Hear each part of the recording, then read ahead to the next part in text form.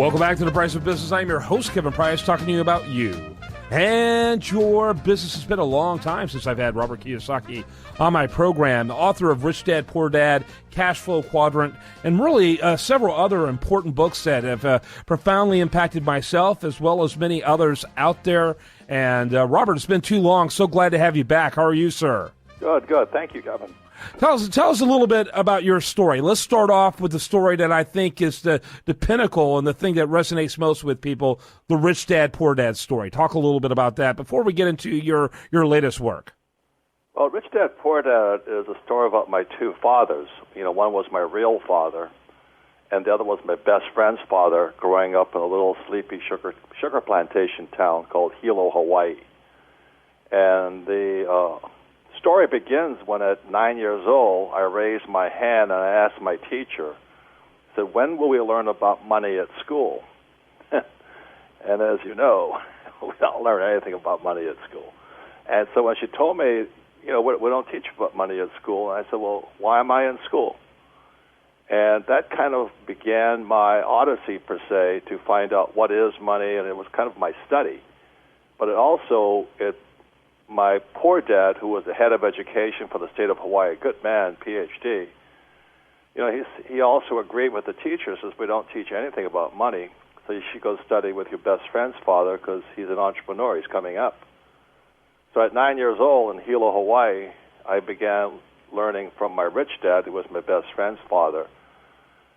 And the story of Rich Dad, Poor Dad is the contrast between what two fathers tell their sons about money. My poor dad, PhD, I was to go to school and get a job, work hard, save money, and invest in the stock market. And my rich dad, again, my best friend's father, says, you'll never get rich that way. Mm-hmm. So that's where the story began. And I wrote the book. It came out in 1997. And it's been history since then.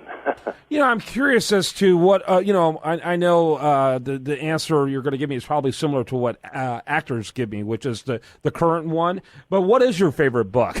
The actors will tell you the current movie is my favorite movie. But what is your favorite book of all your books? I'm assuming it's Rich Dad, Poor Dad. Actually, I love the book because it made me a lot of money and gave me some notoriety.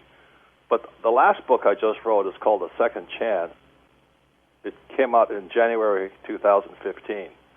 And the book A Second Chance is the real reason I wrote Rich Dad, Poor Dad. And that story goes back. Are you still there? Yeah, I sure am. Oh, there's a beeping. But anyway, that story in A Second Chance was I began studying with a man named Dr. R. Buckminster Fuller, considered one of the greatest geniuses of our times. And he passed away in 1983, and his book came out like a few months after, in 1983, was called The Grunch of Giants.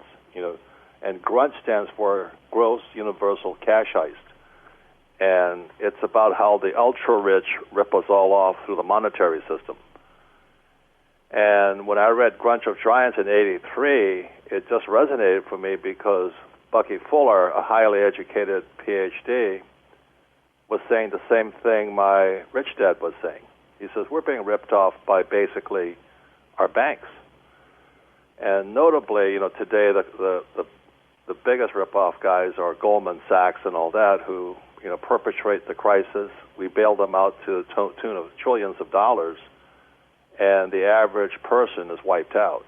Mm-hmm. So now we're in a global economic crisis, and we're in trouble. So the book Second Chance is about what, the past and the present and the future of our economy and what the individual can do. But most importantly, Second Chance teaches the reader how they, too, can predict the future.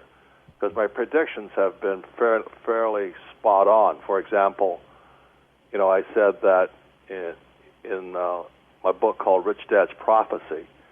Rich Dad's Prophecy, which came out in 2002, said that there would be a giant crash coming in 2016.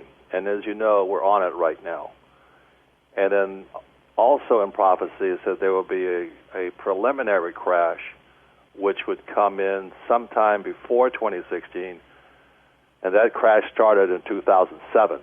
So my books are really about the past, the present, and the future of this economic crisis. and how you as an individual don't have to be the victim of the crisis. Right. The reality is people make money in every economy. There's people whose wealth exploded during the Great Depression, and that's how they positioned themselves during those crises. And that's the point to your work, correct? Well, that's partly it, but I think my work goes back to being a 9-year-old boy in Hilo, Hawaii, asking the questions, why is there no financial education in our schools? Mm-hmm. And that's really my work, is I think our education system's corrupt. Well, I think you're on so many different levels. I can barely respond to that. I think our education system is designed to create a nation of sheeple, not leaders, not people that are capable of challenging government or challenging any authority, including financial institutions, and ultimately are not trained to become financially successful, because those people can end up bucking the system that the government makes its living off of. Right, and it's now at the point, I agree with wholeheartedly, at the point now, without financial education, the average person can't protect themselves from our leaders. That's exactly right. That's exactly right. And you talk about, people talk about our liberties and our freedoms that we have in this country. We are taught by the government what the government can and cannot do. How do you maintain a free society in a situation like that? That's a good question, but to me, the ultimate freedom is financial freedom. And I don't mean just having money in the bank. I mean, I'm a global citizen. I'm an entrepreneur. I do businesses throughout the world. I don't need money to make money. And I don't pay any tax legally. So that's freedom. Yeah, and we're going to talk a little bit more about that last statement you made. By the way, just for the record, to me, of all of your books, and I've read most of them, my favorite one by far was Cash Flow Quadrant. Right. Because that is the one book that can actually make it possible for people to do what you're talking about. It is like a blueprint. Right. It's a mindset change is what happens. Yeah. But it's not only a mental mindset.